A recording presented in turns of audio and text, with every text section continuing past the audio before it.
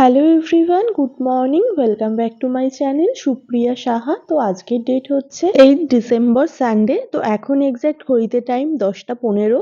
তো আমার husband market থেকে চলে এসছে। তো এখন আমি কিচেনে এসে সমস্ত কিছু রেডি করে নিয়েছি, যা যা আজকে বানাবো। সবার ফার্স্ট তোমাদের দেখিয়ে দিই এটা কি, তোমরা দেখে গেস করতে পারছো? আমি বলে দিচ্ছি, পজ করে আগে তোমরা একবার ট্রাই করো। তো এটা হচ্ছে দেশি মোরগ। তো আজকে বানাবো দেশি মোরগের ঝোল। অ্যান্ড তার সাথে বানাবো হচ্ছে, এখানে দেখে বুঝতেই পারছো, মূলো শাক। অ্যান্ড তার সাথে বানাবো মূলো আর ধনেপাতা দিয়ে ডাল। মূলো আর ধনেপাতা দিয়ে ডালটা মুসুরির ডাল, যেটা আমার খুব একটাও খারাপ লাগে না, ওটা ভালোই লাগে। তো আমি মূলোটা বেছে বেছে ওটা খেয়ে নিই, বাট মূলোর শাকটা একদমই আমার পছন্দ না, যেহেতু হাজব্যান্ড বারবার বলেছে আর ও এটা পছন্দ করে, তো ওর জন্যই মেনলি বানাচ্ছি। অ্যান্ড তার সাথে তো দেশি মোরগ বা দেশি মুরগির ঝোল তো বানাবোই। অ্যান্ড তাছাড়া সমস্ত ইনগ্রেডিয়েন্টস আমি রেডি করে নিয়েছি, এদিকে করব। এটা করতে করতে তোমাদের সাথে আমি কিছু কথা শেয়ার করে দিই। সেটা হচ্ছে, আজকের ব্লগটা অন্য দিনের মতো হচ্ছে না। আজকের ব্লগে মিনিমাম 2-3 দিনের ব্লগ তোমরা দেখতে পারবে। কেন সেটাও বলে দিই। যেহেতু বাড়িতে কাজ চলছে, এভরিডে ডেইলি পুরোটা কন্টিনিউ করে সকাল থেকে রাত অবধি আদার্স ব্লগগুলোই তোমরা যেরকম দেখতে পাও, বা খুব জোর আমি 2 দিনের ব্লগ তোমাদের সাথে শেয়ার করেছি এখন অবধি, বাট আজকের ব্লগে একদমই সেটা নেই। ম্যাক্সিমাম 3 থেকে 4 দিনের ব্লগ তোমরা এই ব্লগটার মধ্যেই দেখতে পারবে। তাও আবার ছোট ছোট মানে ক্লিপসই বলতে পারো। তো কেন সেটাও তোমাদের বলে দিলাম। যেহেতু বাড়িতে কাজ হচ্ছে, একটু অ্যাডজাস্ট করে নিও। আশা করি নেক্সট ব্লগ থেকে আবার তোমরা আগের মতোই দেখতে পারবে। আর মা আবার পাঠিয়ে দিয়েছিল কচুরলতি, তারপরে কচুর শাক, সেগুলো দুজনে মিলিয়ে মিশিয়ে খেয়ে নিয়েছি, ভীষণই টেস্টি হয়েছিল। যাই হোক, আর আজকে হচ্ছে নেক্সট ডে, সোমবার। তো আজকে হাজবেন্ডের অফিসের জন্য বানিয়ে দিলাম আমি পালং পনির, অ্যান্ড তার সাথে বেগুন ভাজা, আর তার সাথে বানিয়েছি মুসুরির ডাল। তো এই পালং পনিরটাও ভীষণই টেস্টি হয়েছিল। শীতের সময় ভালোই লাগে, আর আমার তো মেনলি পালং পনির ভীষণই টেস্টি লাগে খেতে। যাই হোক, তারপরে ইভিনিং টাইমে এসেছিলাম মায়ের কাছে। তো এই যে মা কোল বালিশ বানিয়েছে, বালিশ বানিয়েছে, ঠাকুরের তোশক বানিয়েছে, খাটটা তো আগেই দেখিয়েছি তোমাদের। আমি বলেছিলাম যখন যাব তোমাদের সাথে শেয়ার করব, তো সেটা একবার তোমাদের সাথে দেখিয়ে দিলাম, কেমন হয়েছে জানিও। আর এটা হচ্ছে তার পরের দিন, মানে মঙ্গলবার। মঙ্গলবার এখন এক্সাক্ট ঘড়িতে টাইম ওই 1টা 10-15 মতো বাজে। তো এখন পেছনে এটা ফার্স্ট লটের কার্ড যাচ্ছে, ঠিক দুবার কার্ড গেছে এরকম ভর্তি ভর্তি করে। এটা হচ্ছে সেকেন্ড বার। একবার একটু আগে দেখালাম তোমাদের, দিয়ে এসেছে, তারপরে আবার আরেকবার যাচ্ছে। এটা যাচ্ছে কাকিমার বাড়িতে, আমাদের কাজ করে যে কাকিমা আমাদের ঘরে, তোমরা তো এর আগেও দেখেছো কাকিমাকে। তো কাকিমা জ্বালানির মানে এই কাঠ হিসাবে এগুলো ইউজ করতে পারবে। এগুলো আমাদের ওপরেই ছিল। এগুলো মেনলি সব তক্তা, কাঠও কিছু কিছু আছে, বাঁশও আছে, সব ওপরে রাখা ছিল।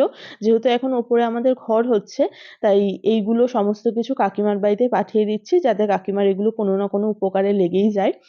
অ্যান্ড তারপরে হচ্ছে, এটা আজকে মঙ্গলবার ইভিনিং। আজকে আমি বানাচ্ছি হচ্ছে চিকেন পিৎজা। তো সবার ফার্স্টে এখানে ক্যাপসিকাম, টমেটোর বীজটা ফেলে, অ্যান্ড পেঁয়াজ সমস্ত কিছু রেডি করে নিয়েছি। তার সাথে এখানে টমেটো সস বানাচ্ছি। এটা কিছুই না, প্রথমে রসুন ফোড়ন দিয়েছি, দেন তারপরে টমেটোটাকে খুব মানে বেশি করে দিয়েছি, টমেটো সসটা দিয়ে রেডি করে নিয়েছি। অ্যান্ড টমেটো সসটা ভীষণই এতে টেস্টি হয়, আর একটু শুকনো লঙ্কার গুঁড়োও অ্যাড করেছি যাতে কালারটাও ভালো আসে। আর এখানে হচ্ছে আমি দেখতেই পাচ্ছ, অল্প একটু রসুন ফোড়ন দিয়ে চিকেনটাকে ম্যারিনেট করে রেখে দিয়েছিলাম, শুকনো লঙ্কার গুঁড়ো দিয়ে, অল্প একটু নুন দিয়ে, অল্প একটু মানে সয়া সস দিয়ে, দেন তারপরে ওটাকে ম্যারিনেট করার পরে এই যে চিকেন পিৎজাটা রেডি করে নিয়েছি। আর চিকেনের বেসটাও আমি বাড়িতেই রেডি করে ইস্ট দিয়ে মাখিয়ে রেখে দিয়েছিলাম। তারপরে ওটা ডোটা ফুলে যাওয়ার পর ওটাকে খুব ভালো করে বেলে ভেজে নিয়েছি। আর চিকেন পিৎজা উইন্টার টাইমে আমি একবার হলেও বাড়িতে বানাবোই। কিনে তো খাওয়াই হয় সবসময়, বাট শীতকালে যেহেতু রান্না করতে খুব একটাও কুড়েমি লাগে না। আর সত্যি কথা বলতে আমার তো বাড়িতে বানানোর জিনিসের মনে হয় একটু আলাদাই টেস্ট হয়। তো যাই হোক, দেখতে তো চিকেন পিৎজাগুলো দেখে বুঝতেই পারছো, এরকম যদি আমি বেশ কয়েকটা চিকেন পিৎজা বাড়িতে বানিয়েছি, 5-6টার মতো। তো সেটা যদি কিনতে যেতাম তাহলে হয়তো 1000 টাকার কাছাকাছি পড়ে যেত, বেশি ইভেন। তো সেইটা আমি বাড়িতেই বানিয়েছি 300-400 টাকা খরচা করে।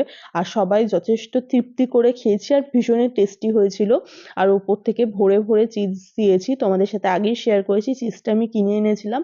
অ্যান্ড তারপরে আমি চামচ দিয়ে তারপর ওর গাটা ফুটো ফুটো করে দেন সবার ফার্স্ট সসটাকে খুব ভালো করে মাখিয়ে নিয়েছিলাম, পিৎজা সসটাকে।